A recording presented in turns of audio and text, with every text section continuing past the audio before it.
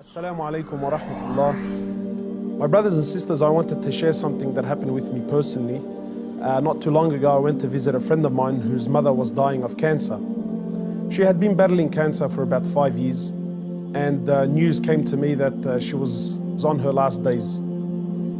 So I went to visit the brother, and as I sat down with him, he was explaining to me that his mother is going through that state of sakarat al-maut, conscious and unconscious, and that the cancer was really starting to spread all over.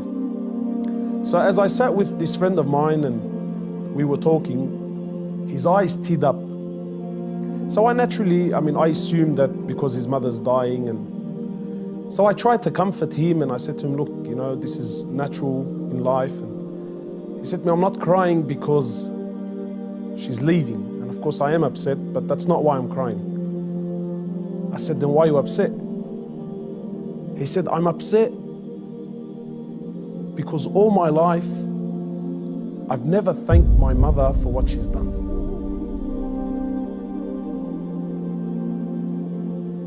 And honestly, I can't explain what happened to me when he said these words.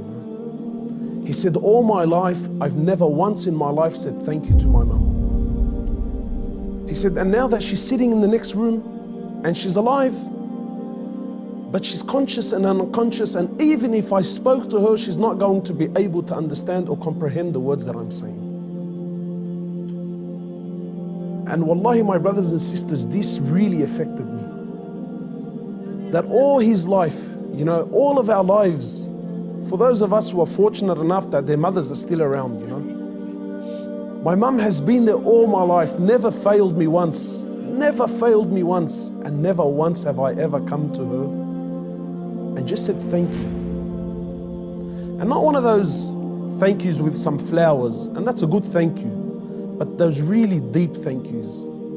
That thank you that if she left me now, I've told her and I've thanked her from the depths of my heart. Wallahi, my brothers and sisters, I haven't been able to forget this.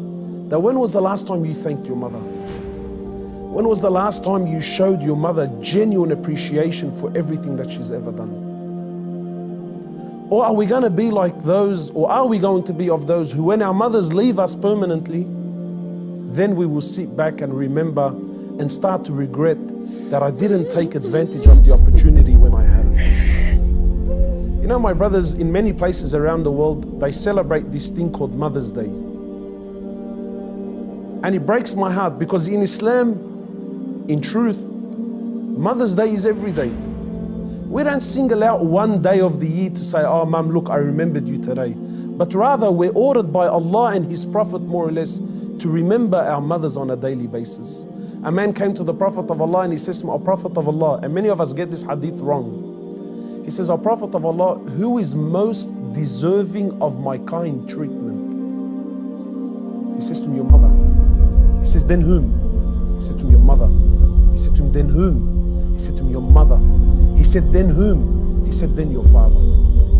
Many of us, we interpret this to be love, that my mother is most deserving of my love. No, the person that is most deserving of your kind treatment, of your money, of your health, of everything that you possess, the person that is most deserving of this more than anyone, above all, is your mother, then your mother, then your mother, and then your father. My brothers and sisters, in short, many of us, we still have our mothers. Wallahi, do not be of the losers who wait until our mothers leave us permanently, only then to wish and to regret and say, I wish I can go back and thank my mother. If your mother is still around, run. By Allah, run to her and thank her for everything that she's done.